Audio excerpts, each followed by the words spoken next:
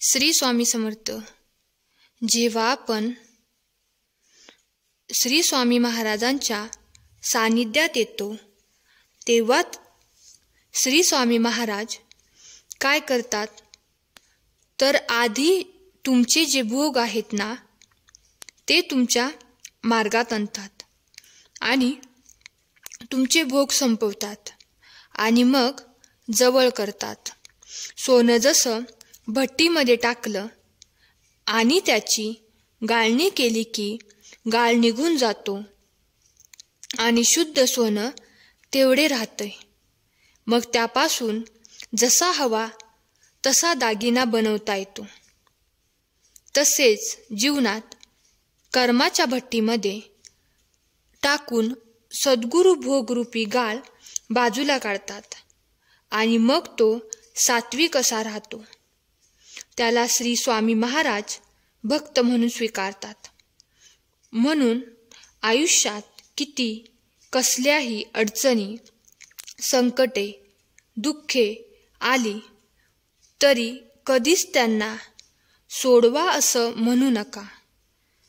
फक्त हात जोडा आणि हे भोग समर्थपणे भोगण्याची ताकद दे इतकं सांगा. ते भक्तवत्सल आहेत. सोडवा म्हटलं तर ते कर्म पुढे ढकलतीलही, पण पुन्हा केव्हा तरी ते भोगावेच लागतात. एवढं नक्की. भोग हे कर्करोगाच्या गाठीप्रमाणे आहेत. डॉक्टर जोवर ती गाठ पूर्णपणे काढत नाही तोवर तो आजार पुन्हा पुन्हा त्रास देतच राहतो. एकदा का ती गाठ मुळासकट निघाली की पुन्हा उद्भवण्याचा संबंध नाही. तसे कर्मरूपी भोग भोगून झाले की पुन्हा त्रास घेण्याचा संबंधच नाही. जीवनाच्या कुठल्याही परिस्थितीत माझी भक्ती, श्रद्धा अविचल राहून समर्पित भावनेने करा. तुमची सेवा माझ्याकडून तुम्ही करून घ्या एवढे एकच मागणे त्या परमकृपाळू श्री स्वामी रायांच्या चरणी मागावे. सद्गुरू सांगतात, देव इतका वेडा नाही.